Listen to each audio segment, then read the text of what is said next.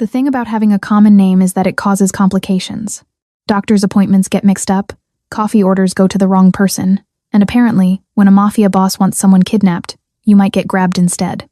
My name is Maya Torres. I'm 29. I work as a bookkeeper for a small import company. And until tonight, my biggest problem was deciding if I could afford to upgrade my ancient laptop. Now, my biggest problem is the two large men who just grabbed me off the street, shoved me into a black SUV, and are driving me to God knows where. I tried for the third time. Please, there's been a mistake. I don't have any money. I'm nobody important. I think you have the wrong person. The man in the passenger seat didn't even turn around. He said, "Shut up. We know exactly who you are, Maya Torres. 29. Works at Castellano Imports.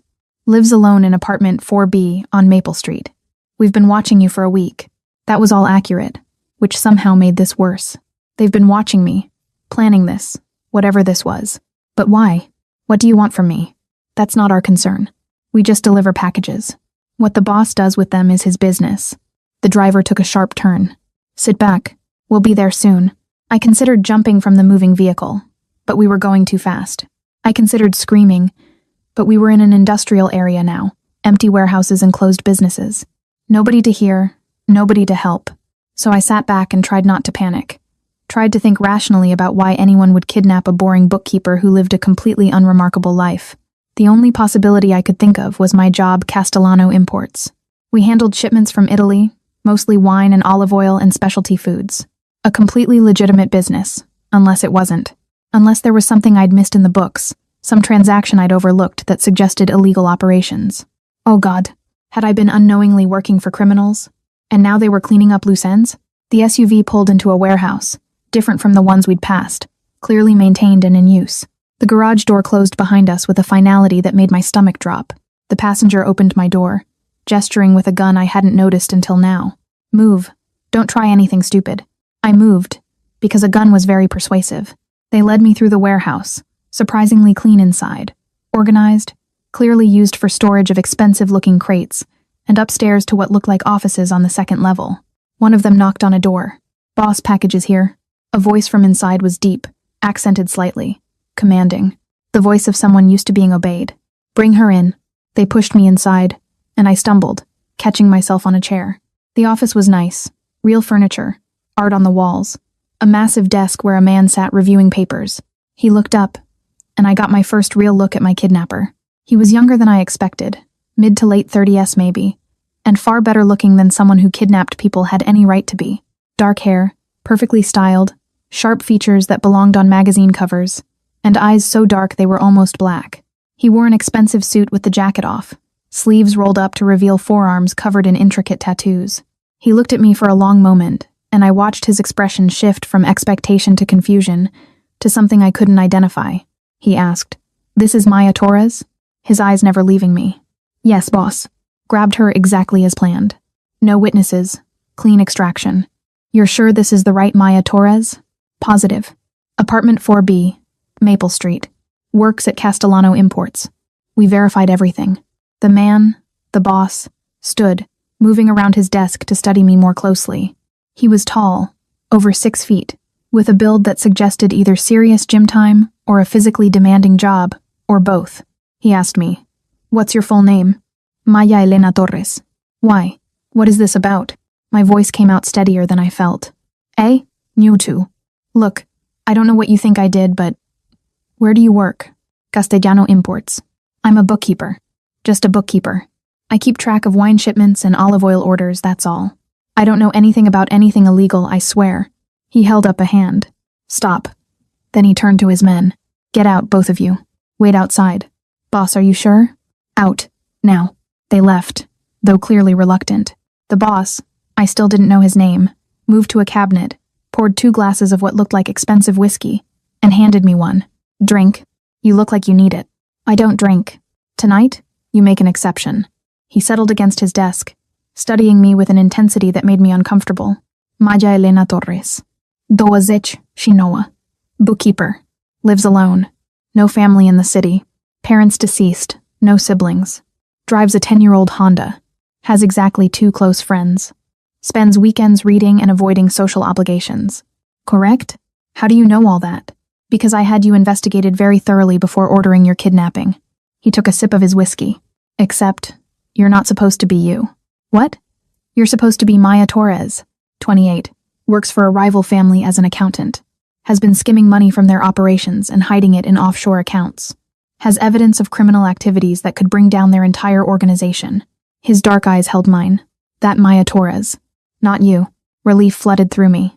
So you grabbed the wrong person. This is just a mix-up. A very expensive mix-up. I paid a lot of money for intelligence on the right Maya Torres surveillance, background checks, schedules. And apparently, my source gave me information on the wrong woman. He finished his whiskey, which leaves me with a problem. Let me go. I won't tell anyone.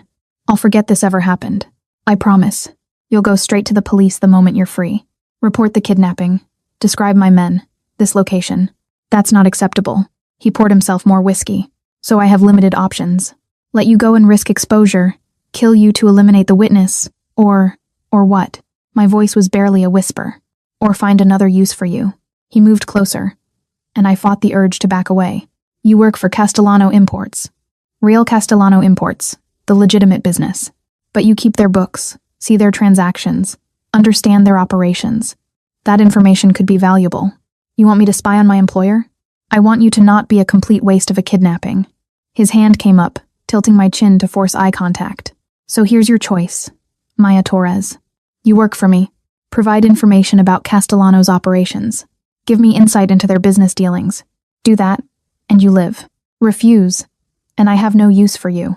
Choose wisely. That's extortion. That's pragmatism. I invested resources in obtaining a Maya Torres. I'm going to get value from that investment, even if it's the wrong Maya Torres. He released my chin. What's it going to be? I thought about my options. Go to the police, if he let me live long enough. But even if I did, what then? These people knew where I lived, where I worked. They've been watching me for a week. They could find me again. Or I could cooperate. Give them what? Information about wine shipments? Olive oil orders? My employer was legitimate, boring. I had nothing useful to offer. I don't know anything valuable. Castellano Imports is just a regular business. We import food products. That's all. You keep their books. You see every transaction, every shipment, every payment. Trust me, that information is valuable, even if you don't realize why.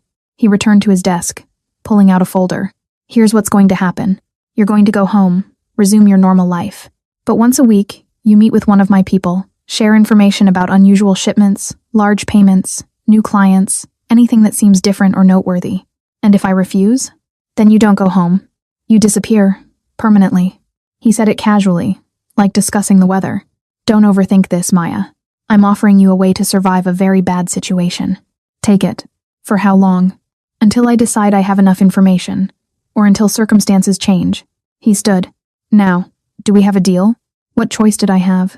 Yes, we have a deal. Smart woman. He pressed a button on his desk. Marco, come back in. The door opened, and one of the men who'd kidnapped me entered. The boss said, Take Miss Torres home. Make sure she understands that any attempt to contact the police will result in immediate consequences. And set up weekly meetings, somewhere neutral, discreet. Yes, boss.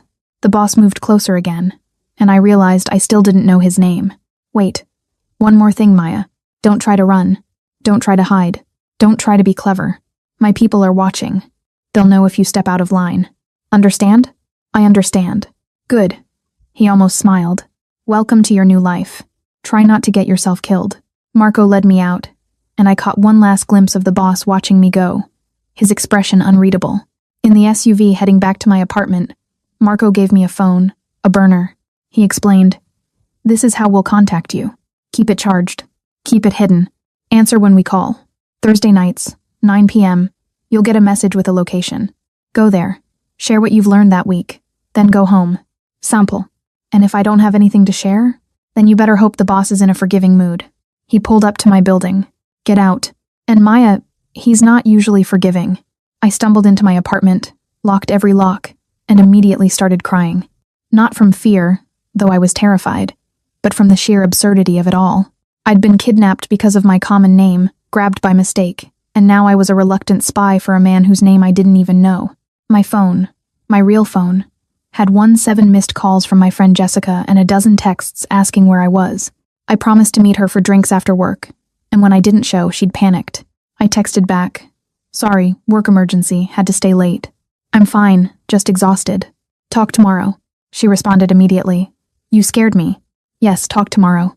Get some sleep." But sleep was impossible.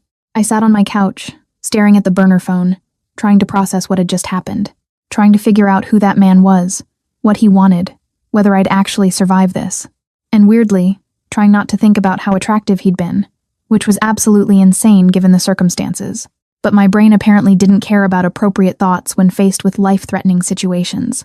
Thursday was 3 days away. 3 days to figure out what information I could possibly offer that would satisfy a man who kidnapped people and threatened death so casually. 3 days to decide if I was brave enough to go to the police, or smart enough to realize that would just get me killed faster. 3 days until my new life as an unwilling informant began. I finally fell asleep around dawn, the burner phone clutched in my hand, and dreamed of dark eyes and dangerous men and wrong names leading to right disasters. Day 3. The burner phone buzzed at exactly 9 p.m. on Thursday. I'd been staring at it for the past hour, dreading and anticipating the message in equal measure. Antonio's Cafe, 10 p.m. Back booth. Come alone. I had 45 minutes to get there, which meant I needed to leave now. I changed into jeans and a dark sweater, trying to look inconspicuous, and grabbed my purse. The notebook inside held a week's worth of Castellano Imports transactions, meticulously copied during lunch breaks when no one was watching. Not that there was anything interesting in them. Wine shipments, olive oil orders, payment processing, all completely legitimate, boring bookkeeping. I had no idea what the boss expected me to provide, but this was all I had. Antonio's Cafe was a small Italian place in a quiet neighborhood, the kind of establishment that probably did most of its business with regulars. I arrived at 9:55, scanning the interior nervously. The back booth was occupied by a single man reading a newspaper. Not the boss. Someone else. Younger. Less intimidating, but clearly connected given how he assessed me as I approached. He folded the newspaper. "Maya Torres?" "Yes." "Sit. I'm Nico. I'll be your contact for these meetings.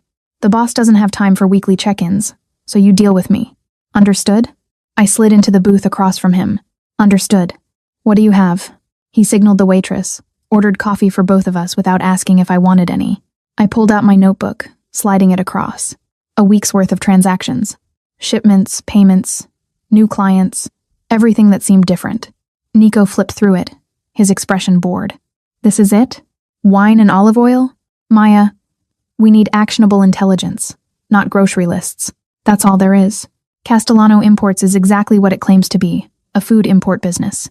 If there's something criminal happening, it's not in the books I see, or you're not looking hard enough." He closed the notebook. "The boss isn't going to be happy with this." The words came out sharper than intended, frustration overriding caution. Then maybe he should have kidnapped the right Maya Torres. Nico's eyebrows rose. "Careful. The boss has a temper when people are ungrateful for his mercy. Merce? He threatened to kill me if I didn't spy on my employer. That's not mercy. That's coercion. You're alive, aren't you? That's more mercy than most people get after witnessing our operations." He pocketed the notebook. "Look, I'll pass this along, but you need to find something useful by next week. Dig deeper. Ask questions. Figure out if Castellano is really as clean as he appears, or if he's just good at hiding his dirt. And if he is clean, if there's nothing to find, then you better hope the boss decides you're valuable for other reasons." Nico stood, dropping money on the table for the coffee. Thursday, 9 p.m. Same routine. "Don't be late." He left, and I sat there trying to calm my racing heart. This was my life now. Weekly meetings, constant fear, looking over my shoulder, wondering if I was doing enough to stay alive. The waitress brought coffee I hadn't ordered but was suddenly grateful for. As I drank it, I noticed something on the newspaper Nico had left behind, a circled article about a local shipping magnate, Vincent Castellano, attending a charity gala. My employer. Not particularly interesting, except that the article mentioned his business expanding into new ventures and additional services beyond traditional imports. Maybe there was something to find after all. Over the next week, I became a spy without meaning to. I started paying attention to things I'd previously ignored: late-night phone calls. My boss took in his private office, the occasional shipment marked priority handling, clients who paid in cash rather than wire transfers. Small things, probably meaningless, but maybe not. My coworker Sarah observed on Tuesday, "You're working late a lot lately. Everything okay?" The lie came easily now. Too easily. Just trying to stay on top of things. Mr. Castellano mentioned wanting to review the quarterly reports early, so I'm getting ahead. Well, don't burn yourself out. It's just wine and olive oil. Not exactly life or death. She laughed, grabbing her purse. I'm heading out. See you tomorrow. If only she knew how wrong she was. In my world now, wine and olive oil could absolutely be life or death. That night, I stayed late with permission, using the time to access files I normally wouldn't. Nothing dramatic, just older records, archived transactions, the kind of mundane paperwork that gets stored and forgotten. And I found something. 3 years ago, Castellano Imports had processed a series of shipments from a company in Sicily that no longer existed. Large payments, unusual handling fees, notation of special customs arrangements, all perfectly documented and apparently legitimate. Except when I cross-referenced the dates, they coincided with a major drug trafficking investigation in the city. An investigation that had gone nowhere because evidence disappeared and witnesses recanted. It could be coincidence, or it could be exactly what the boss was looking for. I copied the information, my hands shaking. This felt different from wine orders. This felt dangerous. Thursday night, Antonio's Cafe again. Same booth. But this time, when I arrived at 9:55, it wasn't Nico waiting for me. It was the boss. He sat in the back booth, wearing a black button-down shirt with sleeves rolled to show his tattooed forearms, looking far too comfortable in the small cafe. A coffee sat in front of him, untouched, and his dark eyes tracked me the moment I entered. Miss Torres, sit. Not a request. I slid into the booth, trying to control my breathing. I was expecting Nico, he said. Nico reports to me. Your first week's information was disappointingly basic. I wanted to see for myself if that trend continues, or if you've proven more useful. He leaned back, studying me. So, what do you have? I pulled out my notebook, sliding it across. Transactions from 3 years ago. Large shipments from a Sicilian company that no longer exists. Unusual handling fees, special customs arrangements. The dates match a major drug trafficking investigation that went nowhere. He picked up the notebook, flipping through it with more interest than Nico had shown. Castellano was moving product through his import business, using legitimate shipments as cover. I don't know that for certain. It could be coincidence. It's not. This is useful, Maya. Very useful. He closed the notebook, his expression something close to approval. See what happens when you actually look. When you dig deeper instead of just copying surface transactions? I could get fired for accessing archived files. You could get killed for refusing to cooperate with me. Priorities. But his tone was almost amused. This is good work. Keep it up. So, I've earned another week of survival? You've earned another week of freedom. Whether you survive depends on whether you continue being useful. He gestured to the waitress, ordered coffee for me without asking. Tell me about yourself, Maya Torres. Beyond the facts I already know. Who are you when you're not keeping books and avoiding social obligations? Why do you care? Because I invested resources in you. Even if you're not the Maya I intended to acquire, you're the Maya I have. I like to know about my investments. He took a sip of his coffee. So, who are you? Nobody interesting. I work, I go home, I read books. That's my life. No family, no boyfriend, no grand ambitions. My parents died in a car accident when I was 22. No siblings. No boyfriend because I'm too busy working to date. And my grand ambition was to save enough for a better laptop. Not exactly thrilling. I took the coffee the waitress brought. What about you? Who's the man who kidnaps wrong people and threatens death so casually? Someone who grew up in a world where violence is currency and mercy is weakness. Someone who learned early that being ruthless keeps you alive while being soft gets you killed. His eyes held mine. Someone who makes difficult decisions so people in my world can live to make more difficult decisions. That's very philosophical for a criminal. I contain multitude. A slight smile. My name is Dante Romano. Since you never asked, I run operations for the Romano family. Security, conflict resolution, territory management. When someone needs to disappear or be convinced to cooperate, I handle it. When business disputes get violent, I end them. And when the wrong Maya Torres gets kidnapped, I figure out how to make that mistake profitable. By turning me into an informant. By giving you purpose beyond mundane bookkeeping. You're welcome. He finished his coffee. Same time next week. And Maya, bring something equally useful. I'm starting to think you might actually be worth keeping around. As opposed to killing? As opposed to being disappointed. There's a difference. He stood, dropping money on the table. Go home. Get some rest. And keep digging. I want to know everything Castellano was involved in 3 years ago. And everything he's involved in now. That's a lot of information to gather in a week. Then you better get started. He paused at the booth. And Maya, you did well tonight. Keep it up and you might actually survive this arrangement. He left, and I sat there processing the conversation. Dante Romano. I finally had a name for my kidnapper. And weirdly, having a name made him feel less like a faceless threat and more like a person.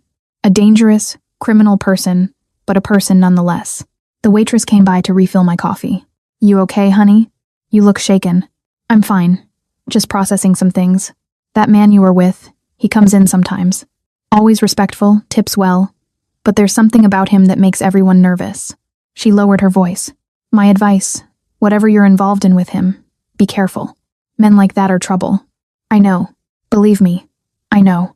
But as I walked home, I couldn't help replaying the conversation. The way Dante had looked, almost impressed with my findings. The way he'd asked about my life, like he was genuinely curious. The way he'd said I might be worth keeping around, not as a threat, but as almost a compliment. I was losing my mind. Developing some kind of hostage syndrome toward a man who'd kidnapped me, threatened me, and forced me into being a spy. This was textbook inappropriate psychological response to trauma. And yet, when I got home, I opened my laptop and started researching the Romano family. If I was going to be involved with Dante Romano, even unwillingly, I needed to understand who he was. What I found was complicated. The Romano family was old money, old power, deeply embedded in the city's criminal infrastructure. They controlled territory, ran legitimate businesses as covers, maintained order through fear and respect in equal measure. And Dante was the family's enforcer, the one they called when problems needed permanent solutions. He'd killed people, that was documented, even if nothing had ever been proven in court. He'd made people disappear. He'd built a reputation as someone you didn't cross unless you were prepared to die for it. And I was now in his employ, willingly or not, connected to his world by virtue of a mistaken identity and a common name. I should have been terrified. Should have been planning escape routes, contacting the FBI, doing anything except sitting here researching my kidnapper like he was an interesting puzzle to solve. But terror was exhausting, and I only had so much energy. So instead, I focused on survival, on being useful enough to stay alive, on navigating this impossible situation with as much grace as I could manage. The burner phone sat on my nightstand, a constant reminder of my new reality. Next Thursday, I'd meet Dante again, give him more information, try to prove I was worth keeping alive, and maybe, just maybe, figure out why part of me was looking forward to it. Victory. The thing about becoming a spy is that you start seeing everything differently. A late-night phone call isn't just a phone call. It's potential evidence. A cash payment isn't just a transaction. It's money laundering. A priority shipment isn't expedited service. It's something someone wants hidden. I'd become paranoid, suspicious, constantly analyzing. And it was exhausting. Sarah asked, finding me staring at shipping manifests during lunch. Maya, you okay? You've been really intense lately. Is something going on? Just trying to catch up. Mr. Castellano wants quarterly reviews done early, remember? That was 2 weeks ago. You're still working on it? She peered at my screen. Those are old manifests. Like really old. Why are you looking at stuff from 3 years ago? Background research. Understanding historical patterns helps predict future trends. The lie was getting smoother, more convincing. I hated how easily deception came now. Don't worry about it, okay? But seriously, when's the last time you took a break? You're here before everyone else. Leave after everyone's gone. You're going to burn out. I'm fine, really. I closed the file, forcing a smile. But thanks for checking on me. She left, still looking concerned, and I returned to my research, because I'd found something. Something big enough that I wasn't sure if I should tell Dante or pretend I'd never seen it. Castellano Imports had a silent partner. Someone listed in documents filed with the state but never mentioned in day-to-day operations. Someone whose name made my blood run cold when I cross-referenced it, Victor Russo. A name that appeared in multiple articles about organized crime in the city. A name connected to the drug trafficking investigation from 3 years ago. A name that suggested Castellano wasn't just moving product for criminals, he was partnered with them. This was dangerous information. The kind that could get me killed if the wrong people knew I had it. But it was also exactly what Dante wanted. Proof that Castellano's business wasn't as legitimate as it appeared. I meticulously copied the documents, then encrypted them onto a secure thumb drive for safekeeping. I tried not to consider how this information could be used, or the many people it might hurt. I also worried about how complicit I was becoming in whatever Dante planned to do. Thursday night, I arrived at Antonio's cafe at 9:50, too nervous to be late. Dante was already there. Same booth, same dark clothing, same intense presence that made the small cafe feel smaller. Maya. Punctual as always. He gestured to the seat across from him. Coffee? No, I need to give you something and leave. This is too dangerous to linger over. His expression sharpened. Show me. I slid the thumb drive across the table. Castellano as a silent partner. Victor Russo. All the documentation is there. Partnership agreements, profit sharing, everything. Castellano's been working with organized crime for at least 5 years. The drug shipments from 3 years ago were just one operation. There are others, ongoing ones. Dante picked up the thumb drive, turning it over in his fingers.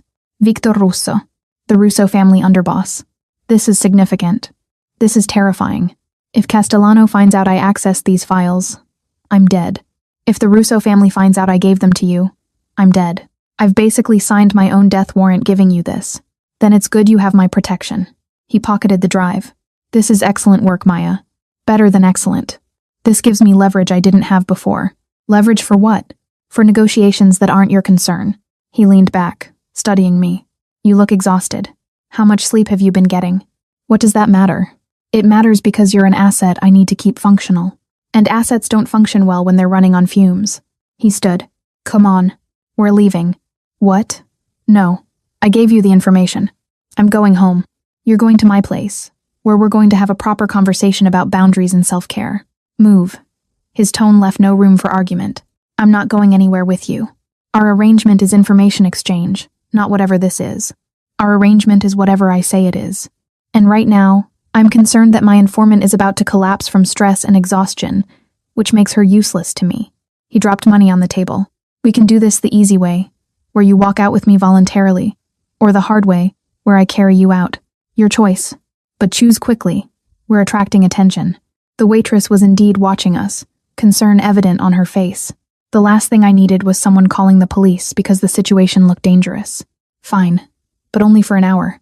Then I'm going home. Deal. His car was parked outside, a black luxury sedan that screamed money. He opened the passenger door for me, which felt absurdly gentlemanly given that he'd basically just coerced me into coming with him. As he pulled into traffic, I asked, "Where are we going?" "My apartment. It's private, secure, and has significantly better coffee than Antonio's." He navigated the streets with practiced ease. "Relax, Maya. If I wanted to hurt you, I wouldn't need to lure you to my apartment to do it. That's not as reassuring as you think it is." Fair point. But he was almost smiling. His apartment was in a high-rise downtown, penthouse level, of course, because apparently all criminals lived in penthouses. The interior was surprisingly tasteful. Modern furniture, original art, floor-to-ceiling windows with a view of the city. Lived in, but immaculate. "Sit." He gestured to a leather couch. "I'll make coffee." "I don't want coffee. I want to know why I'm here. Because we need to discuss terms." He moved to the kitchen anyway, starting an expensive-looking espresso machine. "You've been providing excellent information, better than I anticipated. But you're also clearly stressed, paranoid, barely sleeping. That's not sustainable. I'm stressed because you're making me spy on my employer who's apparently partnered with the Mafia. That tends to cause stress. Understandable. Which is why we're adjusting the arrangement." He returned with 2 small cups of espresso. "Drink. It's actually good, unlike the swill at Antonio's." I took the cup because arguing seemed pointless. The espresso was annoyingly excellent. "What adjustment?" I asked. "You're done working at Castellano Imports. Effective immediately." I nearly dropped my cup. "What? You can't just. I need that job. I have bills, rent. I can't just quit." "You're not quitting. You're being relocated. I have a position available in one of my legitimate businesses, an accounting firm that handles books for various clients. Better pay, better hours, significantly less danger of being caught snooping." He settled across from me. "You'll work there, live your life, and I'll handle Castellano through other means. You've given me enough information to proceed without risking you further." "Why would you do that?" "I thought I was just an asset to be used until I broke." "You are an asset. A valuable one. And I protect my assets." His dark eyes held mine. "Maya, you stumbled into my world by accident. Wrong name, wrong time, wrong circumstances. But you've handled it with more grace and confidence than most people would. You've earned consideration beyond just being a disposable informant. So what am I now, if not disposable? Someone I'm invested in keeping alive and functional. Someone who's proven herself useful enough to warrant actual protection rather than just threats." He took a sip of espresso. "Someone I'm starting to respect, despite the circumstances of our meeting." "You respect me? The woman you kidnapped by mistake? The woman who, when faced with kidnapping and death threats, chose to be useful instead of falling apart? who found information I needed without being told exactly what to look for, who showed up every Thursday despite being terrified because she understood the stakes. He leaned forward. Yes, Maya, I respect you, which is why I'm offering you an out from the most dangerous part of this arrangement. And the less dangerous part is what? Working for your accounting firm while knowing you're a criminal? Knowing I'm a criminal who's keeping you alive and employed. There are worse situations. He stood, moving to the windows. Think about it. New job, better pay, significantly less risk. You give notice at Castellano's next week. Start at Romano Accounting the week after. Clean transition. No suspicion. And what do you get out of this? If I'm not spying anymore. Peace of mind that you're not going to get yourself killed stumbling into something too dangerous. And occasional consultation when I need someone with your skills to review financial documents or explain accounting irregularities.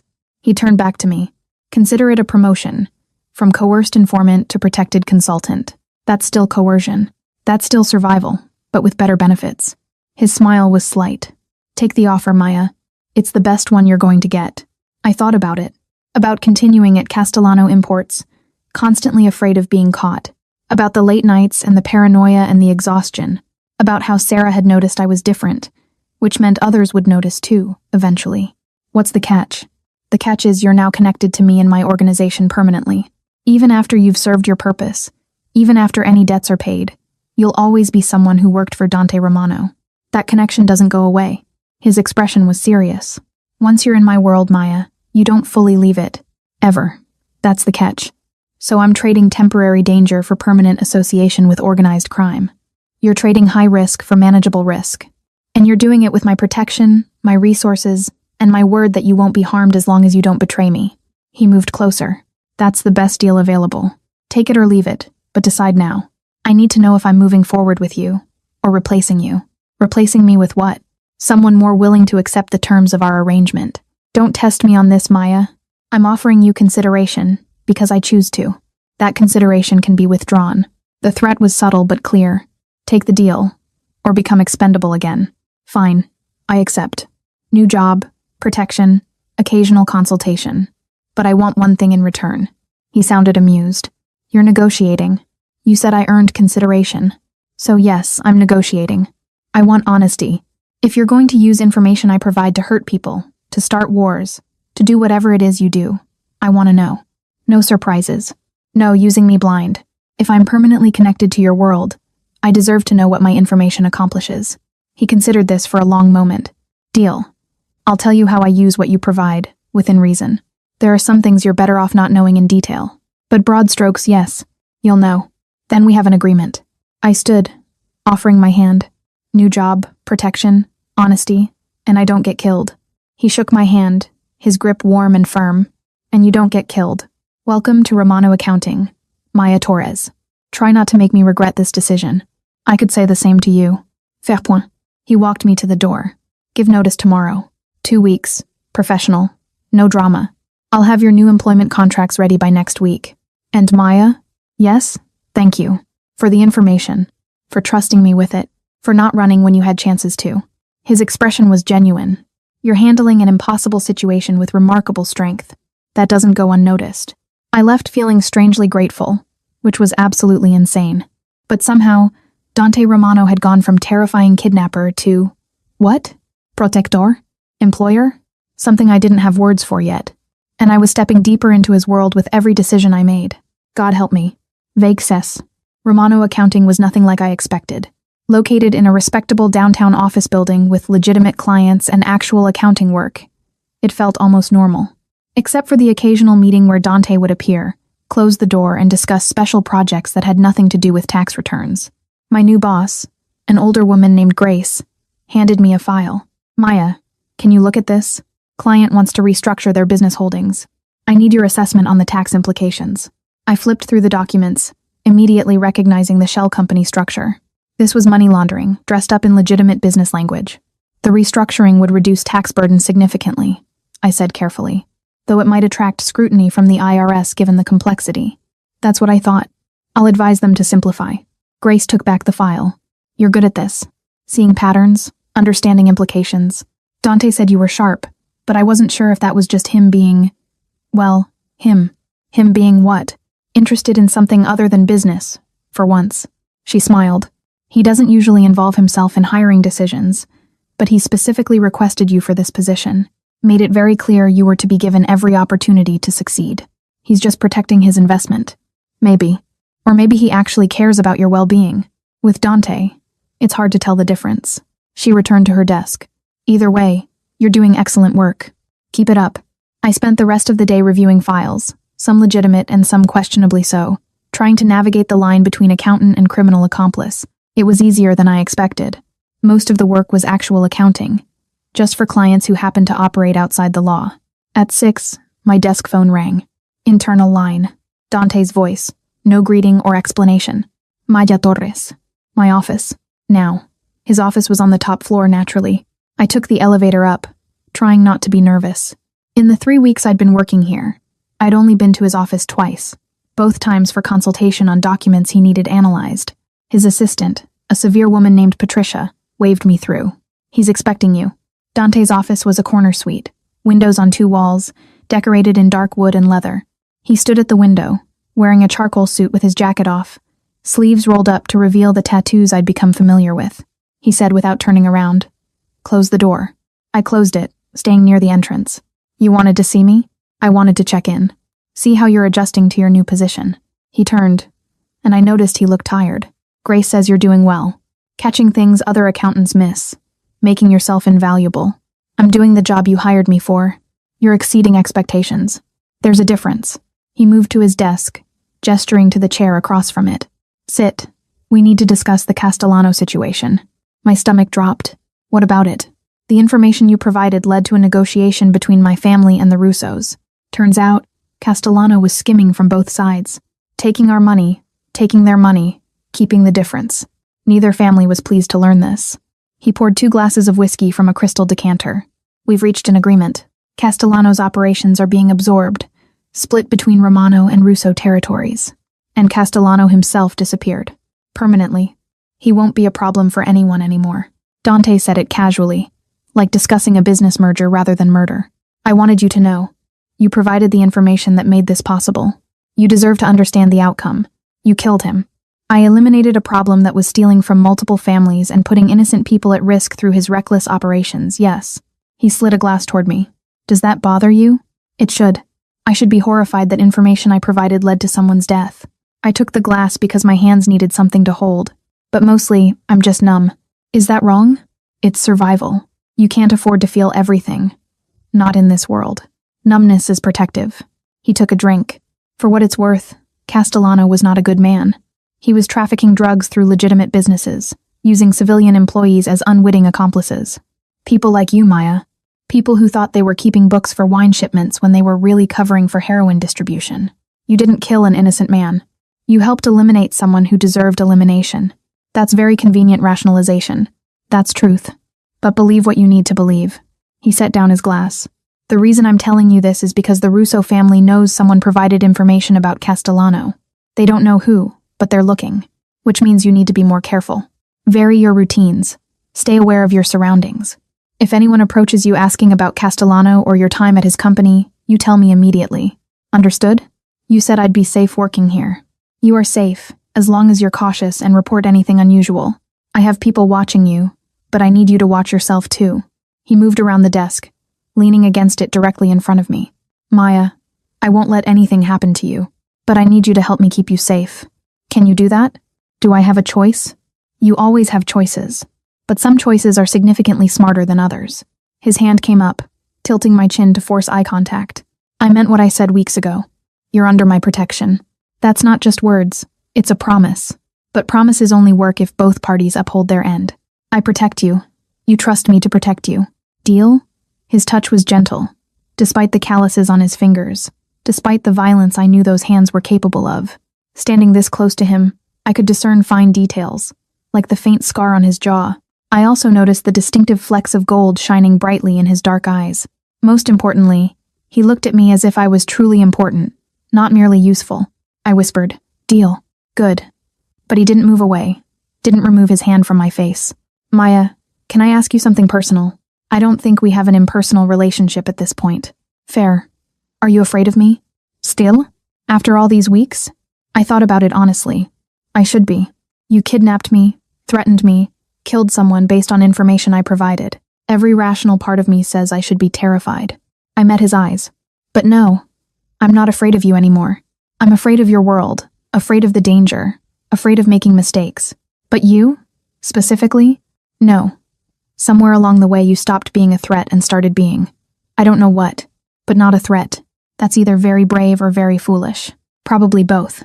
I stood, forcing space between us because the proximity was doing things to my judgment. Was there anything else? Or was this just checking in on your investment? It stopped being just investment around week 3, when you found the Russo connection and gave it to me, knowing it could get you killed. That was bravery I didn't expect. Loyalty I hadn't earned. Trust I didn't deserve. He moved back to the window. You're not an investment anymore, Maya. You're complicated. And I don't do complicated. But here we are. What does that mean? It means I'm protective of you beyond professional necessity. It means I think about your safety more than I should. It means when I saw you walking into the building this morning, my first thought was that you looked tired, and I wanted to know why. He laughed, short and bitter. It means I'm getting attached to the wrong Maya Torres, in all the wrong ways. My heart was pounding. Dante, go home, Maya. It's late. We'll talk about this another time, when I figured out what the hell I'm doing. He didn't turn around. And Maya, be careful. The Russos are dangerous when they're hunting for information. Don't give them any reason to look at you. I left, my mind spinning. Dante Romano was getting attached to me. The wrong Maya Torres, who'd stumbled into his world by accident. The woman he'd kidnapped and coerced and forced into his organization. And the worst part? I was getting attached too. 2 days later, I was leaving work when I noticed the car. Black sedan, tinted windows, parked across the street with someone inside, watching. I pulled out my phone, texting Dante being watched. Black sedan outside office. His response was immediate, don't approach. Walk toward Main Street. My people will intercept. I followed instructions, walking casually toward the busier street, trying not to look like I'd noticed the tail. The sedan followed, maintaining distance. Then suddenly, it was blocked by 2 SUVs, Dante's people, moving with practiced precision. Men got out, surrounded the sedan, pulled out the driver. I kept walking, because watching would draw attention. But I heard the commotion, heard voices raised, heard what sounded like a brief scuffle. My phone rang. It was Dante. Maya, where are you? 2 blocks from the office, heading toward the subway. Don't take the subway. Meet me at the corner of 5th and Main. Now. I changed direction, hurrying to the meeting point. Dante's car pulled up within minutes, and he leaned across to open the passenger door. Get in. I got in, and he pulled into traffic, immediately checking mirrors constantly. Who was following me? Russo family. Junior associate. Not particularly bright. Clearly assigned to watch you and report back. His jaw was tight. They know you worked for Castellano. They're trying to figure out if you're connected to the information leak. What did your people do to him? Had a conversation. Made it clear that you're under Romano protection, and therefore off limits. Sent him back to his bosses with that message. He took a sharp turn. But Maya, this means they're actively investigating. You need to disappear for a few days. Let things cool down. Disappear where? My place. It's secure. Private. They won't look for you there. You'll stay with me until the Russos either accept you're protected, or I handle the situation permanently. Handle it how? Do you really want details? You promised me honesty. Fine. If they keep pushing, keep investigating, keep threatening you, I eliminate the threat permanently. I go to war with the Russo family if that's what it takes to keep you safe. He glanced at me. That's the truth. That's what I'm willing to do. Does it scare you? It should. But does it? I struggled for words. No. It makes me feel protected. Actually, genuinely protected. By someone who's willing to go to war for me. That's not something I've ever felt before. Then you've been surrounded by the wrong people. He pulled into his building's garage. Come on. Let's get you inside. We'll figure out the rest tomorrow. His apartment felt different this time. Less like enemy territory, and more like a sanctuary. He immediately started making phone calls, organizing security, ensuring no one knew where I was. He said finally, hanging up, "You're safe here. No one gets past building security without my approval. You can relax. I don't know how to relax when people are hunting me. Faire point." He moved to the kitchen. "I'm making dinner. You're eating. Then we're both getting sleep, because tomorrow we're dealing with the Russo problem properly." How? By making it very clear that you're not just under my protection. You're mine. And anyone who threatens what's mine doesn't survive to regret it. His dark eyes held mine. That work for you? That works for me. Because somewhere between being kidnapped and being protected, between coercion and choice, I'd stopped being just the wrong Maya Torres. I'd become his Maya Torres. And I was surprisingly okay with that. Day 3, at Dante's apartment. Living with Dante Romano was an exercise in contradictions. He was a killer who made perfect espresso every morning. A criminal who read classic literature before bed. A man who threatened death casually but got genuinely upset when I skipped meals because I was stressed. He set a plate of pasta in front of me. Eat. Carbonara made from scratch. Better than any restaurant. You've barely touched food in 2 days. That's not acceptable. I'm not hungry. I don't care. You need to eat to stay functional. And I need you functional. But his voice was gentle, concerned rather than commanding. Please, Maya. For me. I ate, because arguing seemed pointless and because the pasta really was excellent. He watched, satisfied, before settling across from me with his own plate. I asked, any word on the Russo situation? I'm handling it. You don't need to worry about details. At my expression, he sighed. Fine. I'm meeting with Victor Russo tomorrow. Neutral territory. Proper protocols. Going to explain that you're under permanent Romano protection and any further investigation or threats will be considered acts of war. That should end it. And if it doesn't, then I end it permanently. He took a bite of pasta. But it won't come to that. The Russas aren't stupid. They know war with the Romano family would be costly. They'll accept the terms and move on. You sound very certain. I am certain. Because I'm making it clear that you're not negotiable. You're mine to protect. And I don't compromise on what's mine. His dark eyes held mine. That's not bravado, Maya. That's fact. The Russos will accept it or deal with consequences. You keep saying I'm yours. What does that mean exactly? It means you're under my protection permanently. It means anyone who threatens you answers to me. It means... He stopped, seeming to reconsider his words. It means you're important to me. Beyond professional necessity. And I don't let important things get hurt. Dante, you kidnapped me 2 months ago. You grabbed me off the street and threatened to kill me if I didn't cooperate. Now you're saying I'm important to you. That's insane. I know. But somewhere between the kidnapping and the protection, between coercion and choice, you became more than just the wrong woman in the right situation. You became... He set down his fork. You became someone I care about. Actually, genuinely care about. And I don't know what to do with that. You could start by not holding me captive in your apartment. You're not captive. You're protected. There's a difference. Is there? Because I can't leave. Can't go home. Can't resume my normal life. That sounds a lot like captive. You can't leave, because leaving gets you killed by the Russo family. You can't go home because your apartment isn't secure enough. You can't resume normal life because your life stopped being normal the moment my men grabbed the wrong Maya Torres. He stood, pacing to the windows. I'm trying to keep you alive, Maya. If that feels like captivity, I'm sorry. But alive and captive beats dead and free. He had a point. As much as I hated it, he had a point. I stood, exhaustion making me shaky. I'm going to bed. Thank you for dinner, and for the protection, and for caring, I guess. Even if the circumstances are completely insane. He crossed the space between us. Maya, wait. I need you to understand something.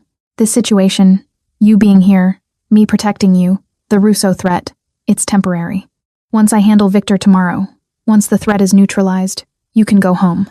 Resume your life. You don't have to stay here. The question hung between us, dangerous and heavy. And if I want to stay? His hand came up, cupping my face. Then we're having a very different conversation.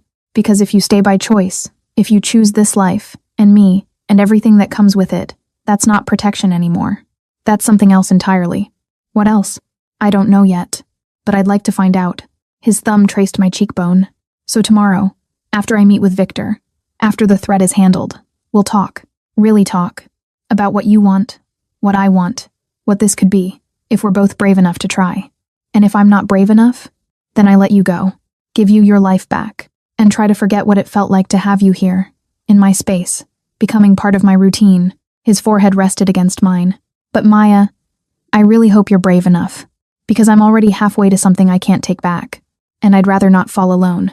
I should have pulled away, should have maintained distance, kept boundaries, remembered that this man had kidnapped me and forced me into his world. But instead, I leaned into his touch, craving the warmth and safety and connection I'd found in the most unlikely place. I whispered, I'm scared. Good. Fear means you're smart enough to understand the stakes. But scared doesn't mean no, does it? No. Scared doesn't mean no. Then we'll figure it out. Tomorrow. After Victor. After you're safe. He pressed a kiss to my forehead, gentle and promising. Get some rest. Tomorrow changes everything, one way or another. I went to the guest room, my room for the past 3 nights, and tried to sleep. But my mind kept replaying the conversation. His words, the way he'd looked at me, like I was something precious rather than just someone to protect. Dante Romano was falling for me, the wrong Maya Torres, and I was falling right back. Absolutely insane. The next day, Dante left early for his meeting with Victor Russo, dressed in a sharp black suit, looking every inch the dangerous man he was. Stay inside. Don't answer the door for anyone. I'll be back in a few hours. Be careful. Always am. But he paused at the door. Maya, if something goes wrong, if I don't come back, there's an envelope in my desk, top drawer. Instructions, money, contacts, everything you need to disappear safely. Promise me you'll use it if necessary. Nothing's going to go wrong. Promise me anyway. I promise. But Dante, you're coming back. You have to come back. He almost smiled. Planning on it. After all, we have that conversation scheduled. Can't miss it. He left, and the apartment felt immediately emptier, quieter, more anxious. I tried to distract myself with TV, with books, with anything, but I kept checking my phone, waiting for word that he was okay. Hours passed. 3, then 4, then 5. Far longer than a meeting should take. My phone finally rang at 2 p.m. Unknown number. Hello? Maya Torres? The voice was unfamiliar, cold. This is Victor Russo. We need to talk. My blood went ice. Where's Dante? Dante Romano is currently detained. We're having a disagreement about terms. Specifically, about you. A pause. He claims you're under permanent Romano protection, that you're important to him personally, that threatening you would mean war. Is that true? Yes, that's true. Interesting. Because our investigation suggests you're just an accountant who happened to work for Castellano briefly, not particularly important to anyone, which makes me wonder why Dante is so insistent about protecting you. His voice was calculating. Unless you're more than just an accountant. Unless you're the source who provided information about Castellano's operations. Are you that source, Maya? My mind raced. Admit it, and Victor would want revenge. Deny it, and Dante's protection claim looked suspicious. Either way, this was dangerous. I worked for Castellano. I kept his books. If someone used that information against him, that's not my fault. Clever non-answer. But I think we both know the truth. A pause. Here's what's going to happen. You're going to meet me, alone, in 1 hour. I'm texting you an address. You come, we talk, we figure out exactly what your role was in Castellano's downfall. Do that, and I let Dante go unharmed. Refuse, and he dies for protecting someone who isn't worth protecting. Your choice, Victor. Don't. 1 hour, Maya. Don't be late. And don't tell anyone about this call. I have people watching Romano's building. I'll know if you reach out for help. He hung up. A text arrived immediately with an address. A warehouse in the industrial district. The same area where Dante had first brought me after the kidnapping. I sat there, phone in hand, trying to think. I could stay here, safe, let Dante handle this himself. But if Victor really had him detained, really was threatening to kill him, or I could go, trade myself for Dante, face whatever Victor planned alone. The choice was obvious. Terrifying, but obvious. I grabbed my jacket and left the apartment, ignoring every instruction Dante had given about staying inside and staying safe, because he'd risked war for me. The least I could do was risk myself for him. The warehouse was exactly as ominous as expected. Empty street, industrial wasteland, the kind of place where bad things happened and no one noticed. I walked in through the open bay door, finding a large empty space with a single chair in the center. Victor Russo stood nearby, late 50s, gray hair, expensive suit, flanked by armed men. Maya Torres. Punctual. I appreciate that. He gestured to the chair. Sit. Where's Dante? Nearby. Unharmed, for now. But his continued health depends entirely on this conversation. He settled across from me, studying my face. You're not what I expected. The woman who brought down Castellano, who provided information that cost him his life. I expected someone harder, more calculating. You look like a schoolteacher. I'm an accountant who accessed confidential files, copied sensitive documents, and handed them to Dante Romano knowing it would result in violence. That's not just accounting, that's espionage. He leaned forward. Why? Why risk yourself for information that had nothing to do with you? Because Dante gave me a choice. Cooperate, or die. I chose survival. Honest. I appreciate honesty. He stood, pacing slowly.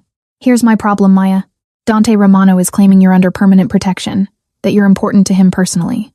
But you're also the reason my business relationship with Castellano ended badly. The reason I lost a profitable operation. The reason I had to renegotiate territory agreements with the Romano family from a weaker position. You cost me money and respect. That demands compensation. What kind of compensation? Your life. Publicly. Send a message that providing information against Russo family interests has consequences. He said it calmly, like discussing a business transaction. Nothing personal, just business. And Dante goes free.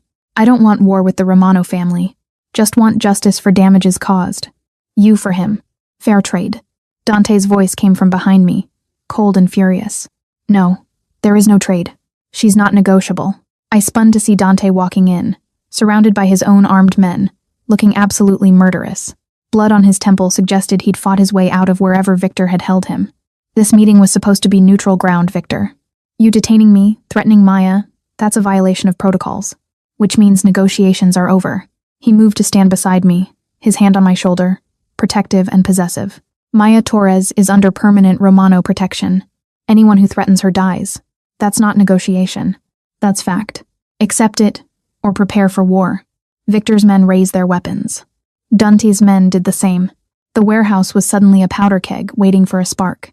Victor asked, "You'd really go to war over one woman?" Dante's hand tightened on my shoulder. "Over this woman, absolutely. She's mine, Victor. Mine to protect, mine to care about, mine to go to war for if necessary. Test me on this, and you'll regret it." "Dante, don't." I started, but he cut me off. "Quiet, Maya. This is handled."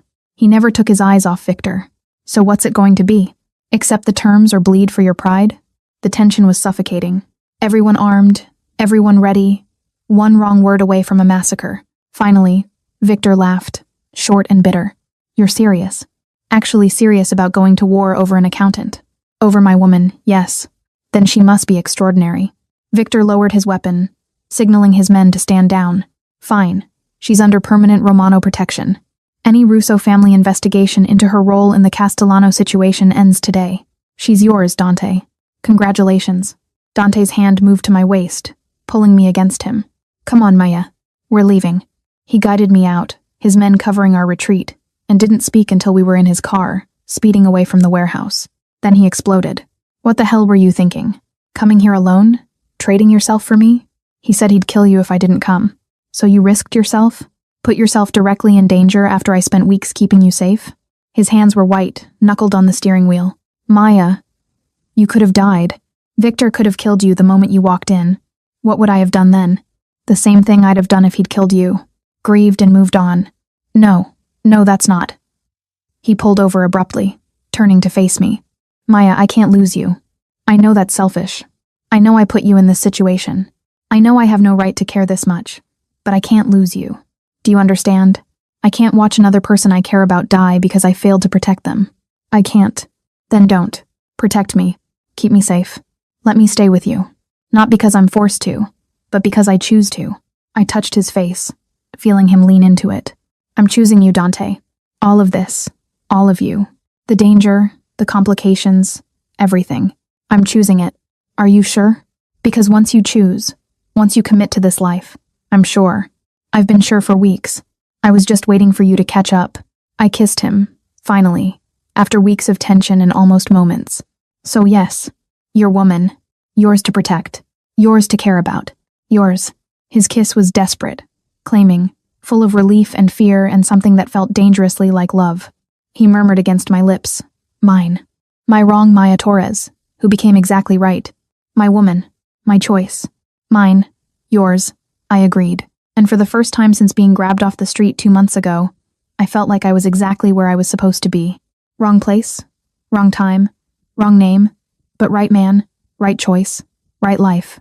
Finally, 3 months later. The thing about choosing to stay in a dangerous man's life is that eventually, the danger becomes routine. The armed guards outside our building now, since I'd officially moved in, were just part of the landscape. The weekly meetings where Dante discussed business that I didn't ask about became background noise.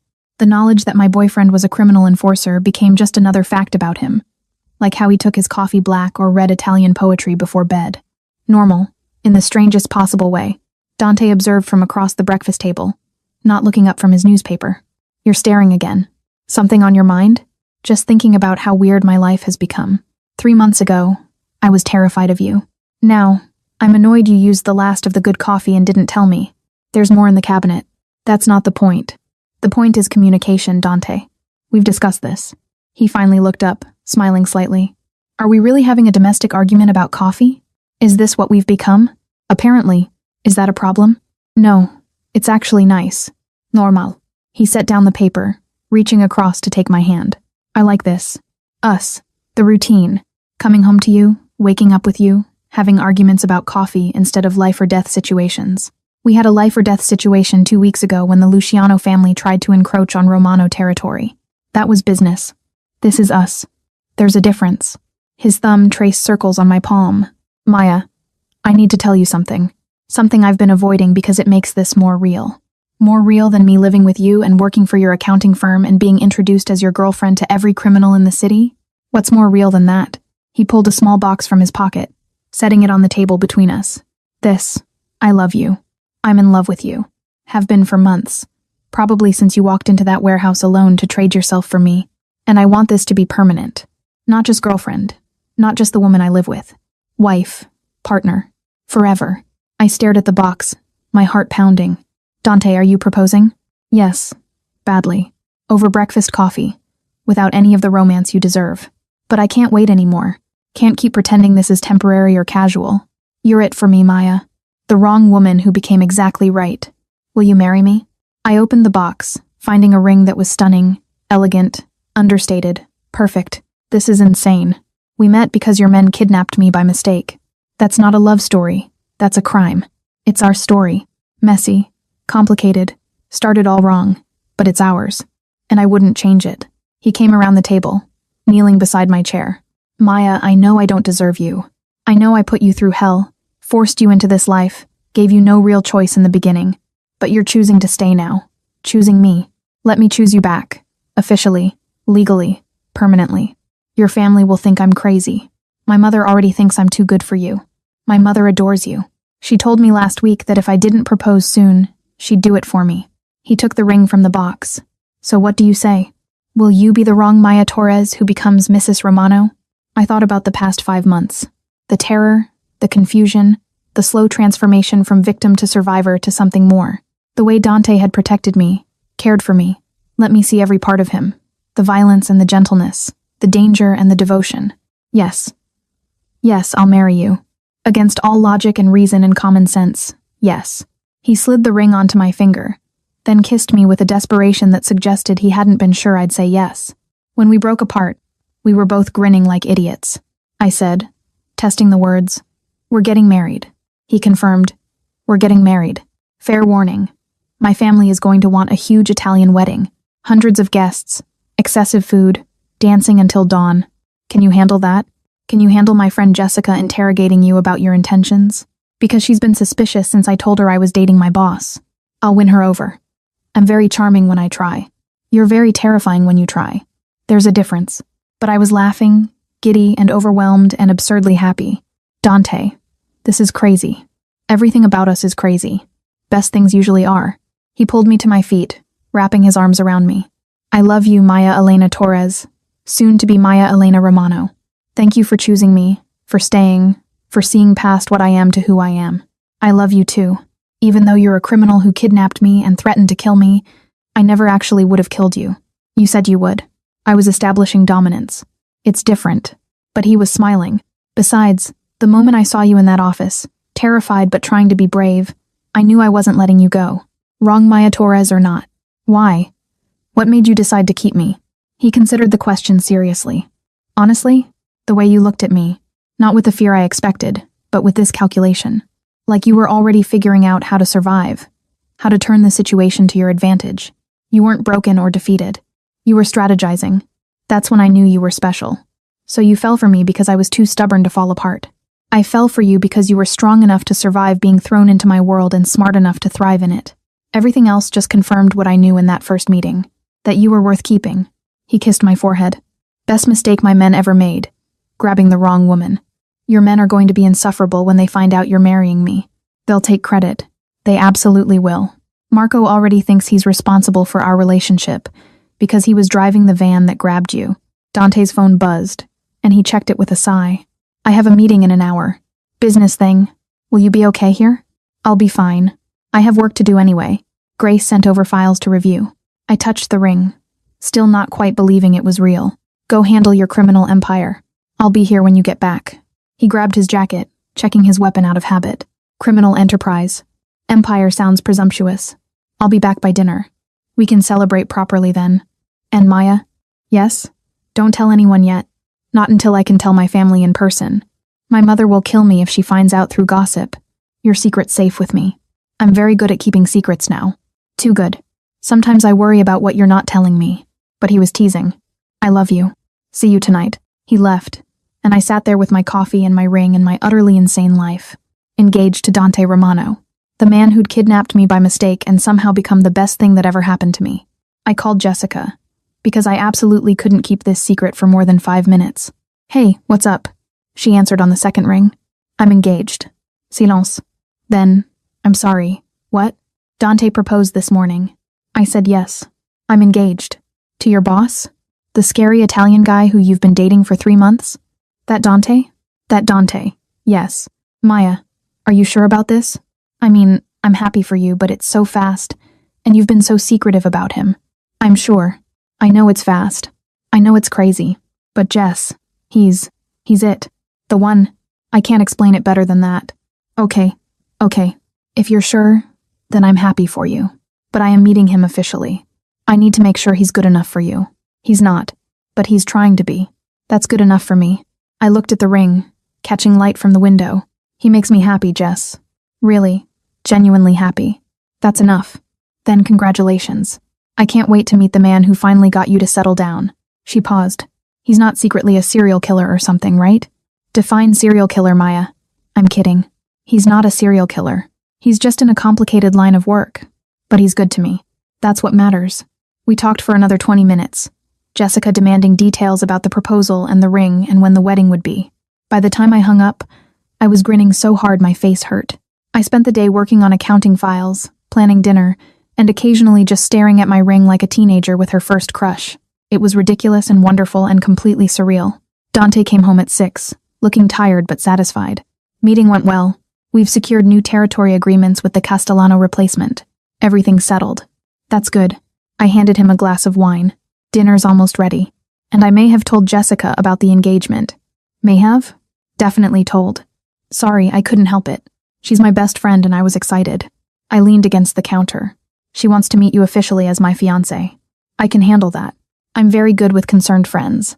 He pulled me close. Did you tell her how we met? I told her you're my boss and we've been dating 3 months. The kidnapping seemed like too much information for right now. Probably wise. We met when my men kidnapped her by mistake. Isn't a great first impression. He kissed me softly. Thank you for saying yes. For choosing this life. For being brave enough to stay. Thank you for being worth staying for. I rested my head on his chest, listening to his heartbeat. Don't. Do you ever regret it? Your men grabbing the wrong Maya Torres? Every day I'm grateful they grabbed the wrong one. Because the right Maya Torres would have been just a job, just an asset. But you're everything. His arms tightened. Best mistake they ever made. Best mistake I ever made was taking that shortcut through the industrial district the night your men grabbed me. You didn't take a shortcut. We'd been following you for a week, waiting for the right moment. If not that night, we'd have grabbed you another time. So romantic. I stalked you for a week before kidnapping you. Really sweeps a girl off her feet. And yet, here we are, engaged. Proves my methods work. But he was laughing. We ate dinner on the balcony, watching the city lights, planning a future that would have seemed impossible 5 months ago. A wedding, a life together, maybe eventually kids, though that conversation was for later. As the sun set, I said, I love you. Wrong place, wrong time, wrong name, but somehow, right everything else. He raised his glass. I love you too. My wrong Maya Torres, who became my right everything. He said, to mistakes that become miracles, to choices that become forever. I clinked my glass against his, and somewhere in the city below, life went on. People being grabbed, threats being made, deals being struck. Dante's world operating in shadows and violence.